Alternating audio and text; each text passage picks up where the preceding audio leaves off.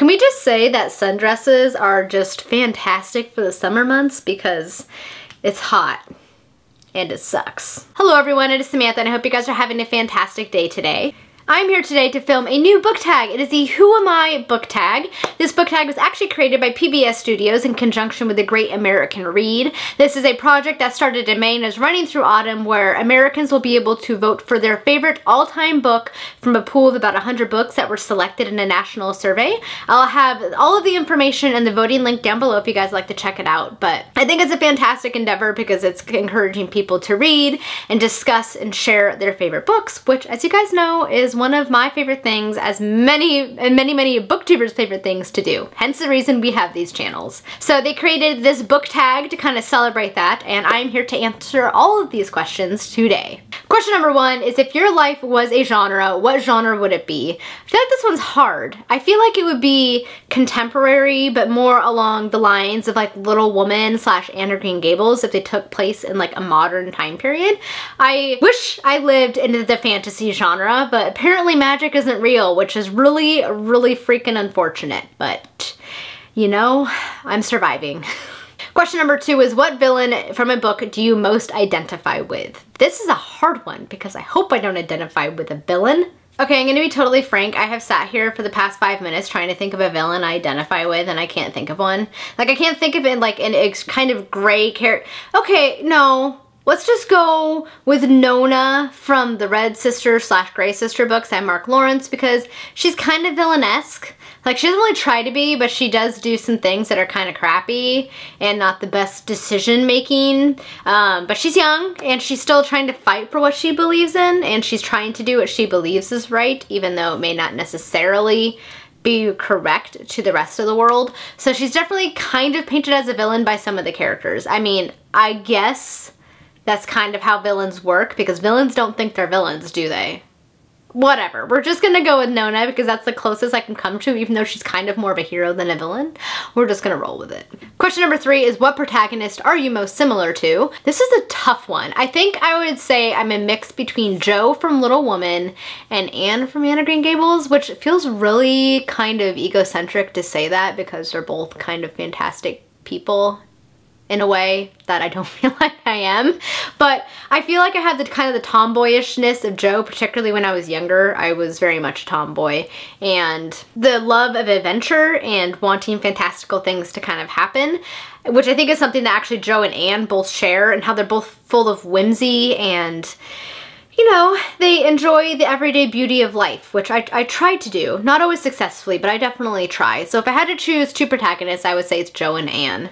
Question number four is, which book did you connect to the most in your past that you no longer do?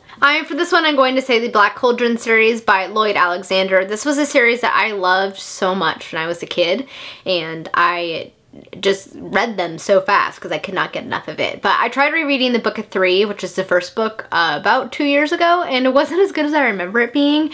I mean, it's definitely geared towards a younger audience, and I am a 30-year-old woman, so it's not going to have quite the same impact, but the sense of nostalgia that came along with those books was gone when I started to reread it.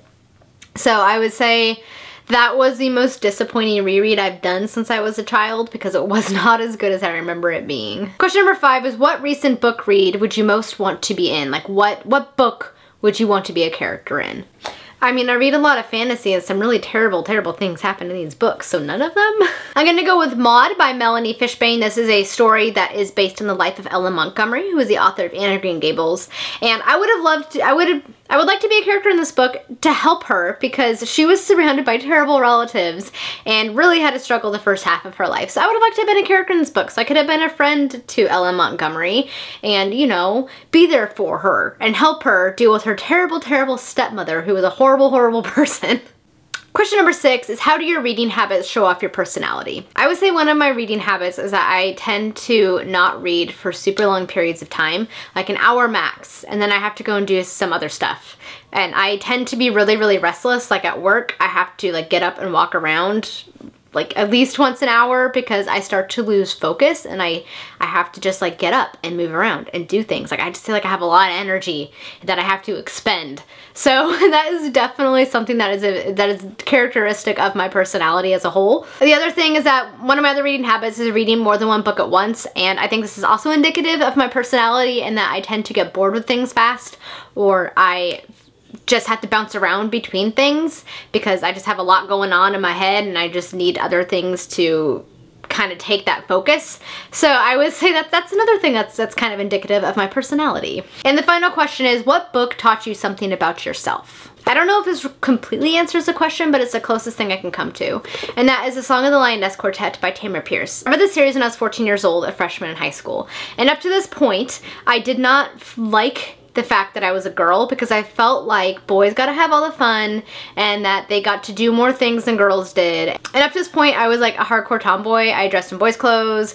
I wanted to be a boy because I felt like they got to just do everything. And I'm like, I can do all of that too. Like I just felt so annoyed sometimes that I was a girl. And then my friend that I met my freshman year of high school introduced me to this series. And the story is about Alana, who is a twin. She has a brother, a twin brother, and she's supposed to be sent to this monastery, this convent, to learn magic, and her brother is supposed to be sent to the castle to learn to become a knight.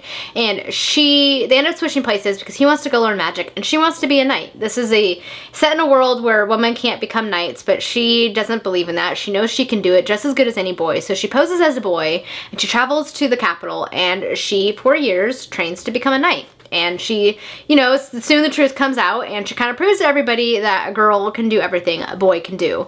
And this kind of opened my eyes and made me realize that, yeah, I'm a girl, but I can still kick ass and do all of these fantastic things that guys can do. Because I got to this point and I'm like, yeah, I can kick ass. Like, Alana kicked ass in this book. She was fantastic. She did all these amazing things. So I fell in love with the series and all of Tamara Pierce's books. They're very important for me, I think, at a very pivotal point in my life, where, you know, you're an adolescent, you're a teenager, you're growing, you're already trying to figure out who you are. And so this series kind of helped me see that. It was something that kind of reinforced what my mom always taught me, that, you know, you can be a strong, independent woman and that you don't need a guy to help you do that because you are all that you need. And this series kind of like reinforced that message that my mom always imparted to my sisters and myself. So my mom and this book series really, I think, helped to kind of find myself and who I am as a person to this day. I hope that made sense because that was kind of hard to articulate. Alright guys, that is it for the Who Am I book tag. And I would love for all of you guys to do this tag. I think it has some really great and kind of thought-provoking questions. Like, you really had to think with this tag, I'm not gonna lie. I'm going to be tagging James from James Chatham. I'm going to tag Rhea from the book Finch, Richard from Richard Reads, and anybody else who wants to do this tag, please feel free to do so because I think it's a great tag that has a lot of great questions. And as again, be sure to check out all the links down below where you can learn all the information, all that good stuff about the great American read. Alright guys, that's it for today's video. Thank you guys so much for watching. I hope you all have a wonderful day. Until next time, happy reading. Bye!